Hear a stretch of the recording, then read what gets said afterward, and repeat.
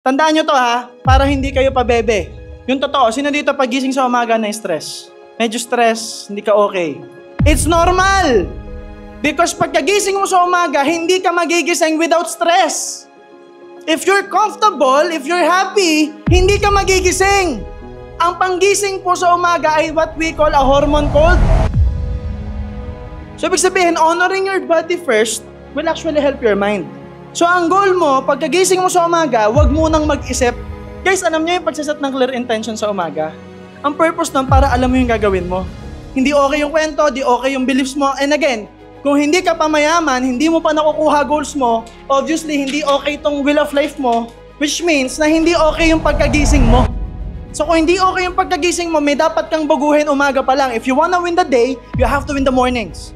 Pag na-solve mo problema, pera yon. Uulit-ulitin ko. Sir, hindi. Pera nga yun. Imbes na isipin mo, Ano turo ni Sir MJ? huwag ka muna mag-isip. So para mas maintindihan mo, you have to take action agad. So you have to collect evidences. Now, here's the idea. Pag gising mo sa umaga, ano yung totoong iniisip mo? Like, ang babae, maraming iniisip yan. No? Ang lalaki, kaya natin yung walang iniisip. Sino dito?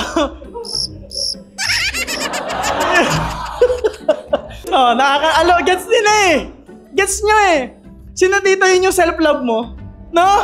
Yung isang moment na sa buhay mo na, honestly, to be honest with you. Sobrang dami kong iniisip, dami kong problema, dami kong niraran na companies, negosyo. Yun yung self-love ko. Nagkakapi ako, walang iniisip. Ang hirap to na. 30 minutes dapat yun. Yun yung meditation mo na para ma-empty yung mind. Alright? It's like, to be honest, ganun eh. Babae? Ay hindi, dig nila kaya yan. Lahat iniisip nila, yung laba, yung suot mo, yung ganito, yung bills, yung kuryente, yung rep, yung ilaw, yung ganito. Yung ginawa mo kahapon, yung Valentine's Day last year. At yan, alam nila yan. They know everything. Ano? Yung mental wiring nila, iba. So, ibig sabihin, pag umaga, tandaan nyo to ha, para hindi kayo pabebe. Yung totoo, sino dito pagising sa umaga na stress? Medyo stress, hindi ka okay. It's normal!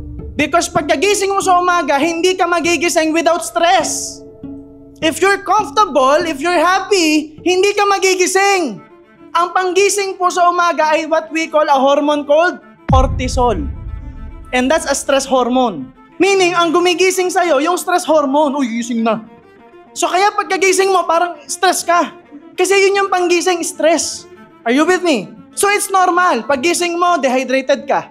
Lahat ng tubig nandito sa pantog mo.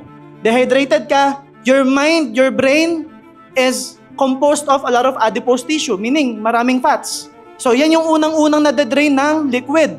Nagigets nyo ako? Science to. So ibig sabihin, paggising mo sa umaga, stress ka, huwag ka kasi muna mag-cellphone. Uminom ka muna ng buwa. You have to drink some buwa. Inom ka muna ng tubig. Alam nyo best, magmoringa ka. Mag-biopsy ka, mag-roots ka, mag-leaves ka, ay panalo. Pag nag-biopsy ka, di ba, kompleto yun eh. Pag nag-biopsy ka, halos kompleto. Okay yung blood mo, okay yung bloodstream mo, may vitamin C ka, tapos maganda yung electrolyte level, maraming minerals yung roots, maraming nutrients yung leaves, 300 plus diseases yung kayang tulungan. Pag pinagsama mo yung dalawa, halos lahat ng sakit, di ba?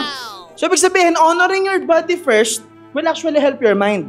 Nagagets? So, ang goal mo, pagkagising mo sa umaga, huwag munang mag-isip. Huwag munang mag-isip. Kasi pag nag-isip ka, sino dito yung pag nag-isip? Anong gagawin ko? Kakaisip mo. Gagawin ko ba to? Wala na. Tanghali na pala. Sino dito yung... Good morning, start your day with gratitude. Yes, panalo na.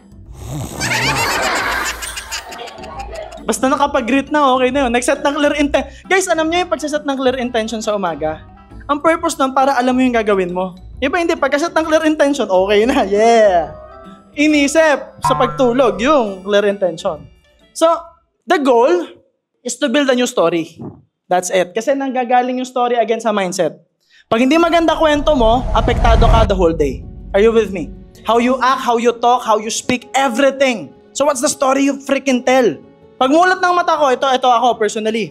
Pag mulat ng mata ko, I focus on what we call breathing. Tinuro ko yan sa Willid. I focus on breathing. Iba. Sometimes you tend to panic. Meron din kalmang-kalma lang sa sobrang kalma. Parang tulog pa rin. Parang zombie. You know, I start my day the right way through what? Through action. Pattern po yan na I'm gonna discuss with you. Utak, hindi okay yung kwento, di okay yung beliefs mo. And again, kung hindi ka pa mayaman, hindi mo pa nakukuha goals mo, obviously hindi okay tong will of life mo, which means na hindi okay yung pagkagising mo. So kung hindi okay yung pagkagising mo, may dapat kang baguhin umaga pa lang. If you wanna win the day, you have to win the mornings. Are you with me? If you wanna win the day, you have to win the freaking morning. So how do you do that? Pag sinimulan mo sa utak mo, alam mo naman na hindi mo kakampi yung utak mo minsan eh. Parang hindi siya iyo eh. No? Sarili mo ng utak, kalaban mo pa eh. Parang tanga.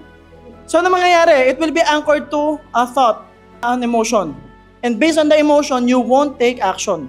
Pag wala kang goal na nakasulat, wala kang clear plan, wala kang gagawin, wala kang activity, di mo alam gagawin mo, what happens? Pag mulat mo, sino dito naranasan nyo na to, magde-decide pa lang. Ilang oras yon? Pagka-decide mo, okay. Paano ko yung gagawin? Magpaplano. Naranasan? So, bago ka pa dumating sa action part, ang dami mo nang dinaan ng kwento, past experiences, hugot, negativity, toxic, yung puso mo, umiyak ka, nahirapan ka, naalala mo yung ex mo, binalhan mo pa ng buko, sinakay mo agad siya doon sa motor mo nung nila-release mo, so tuwing nagdadrive ka ngayon, naalala mo, may nakakapit sa likod mo. Hindi, move on na eh. So ang mangyayari, yung willpower mo, ubos na, bago ka pa mag-take ng action. Tama. Understand this. When you take action, when you do something, when you achieve your goals, eventually, you have to face problems. Pag na-solve mo problema, pera yon. Pag na-solve mo problema, pera yon. Uulit-ulitin ko, sir, hindi, pera nga yun. Basta may masosolve kang problema, either problema mo o problema ng iba, magkakapera ka. Are you with me? Okay? Ngayon, itong pattern na to, obviously, hindi nakakatulong. And eventually, ang hirap kung sisimulan mo sa heart. Pag mulat ng mata mo, how can you like, heart, game? Ang hirap siya i-trigger, through thoughts and actions lang siya mati-trigger eh. Not unless monghe ka, di ba? Kaya lang, wala eh, ang hirap nun eh. So, saan mo sisimulan to break the pattern? Sa katawan agad. Nagigets? So, kinabukasan, pare, bukas, pagkagising mo, imbes na isipin mo, ano turo ni Sir MJ, huwag ka muna mag-isip. Mag-action ka, inom ng tubig, and then tingnan mo yung notes mo para di ka nag-iisip. Kasi pag inisip mo, sabi ni Sir MJ, minsan notice ko, iba kayo ng pagkakaintindi lagi. Ang daming ganun. Pag nagtanong, halimbawa, ask MJ Lopez. Dito kami natatawa ng media team eh. No? Ask MJ Lopez, yung mga tanong ng member doon, parang naituro ko na yung ilang Saturday na eh. Ba't yung parang ng tanong? Nagigets? May mga ganong members ay like paulit-ulit. May mga ganon eh. So, ibig sabihin, hindi nila nag-gets. Iba yung pagkakaintindi. Are you with me? So para mas maintindihan mo, you have to take action agad. Are we clear? Okay lang kayo?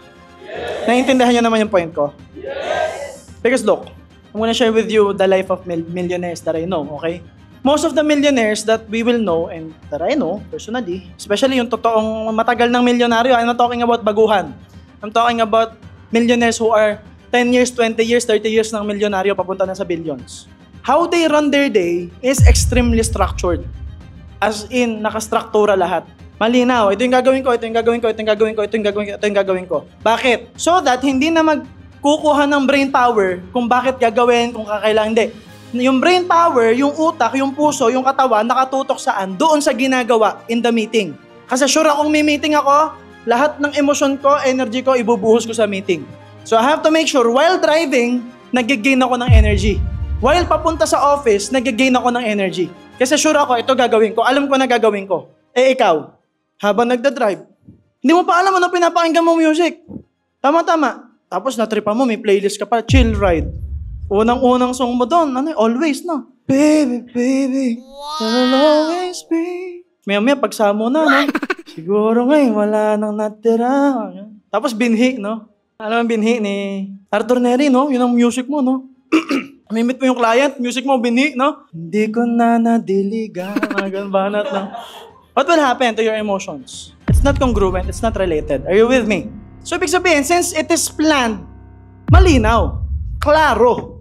Yun yung purpose ng clear intention.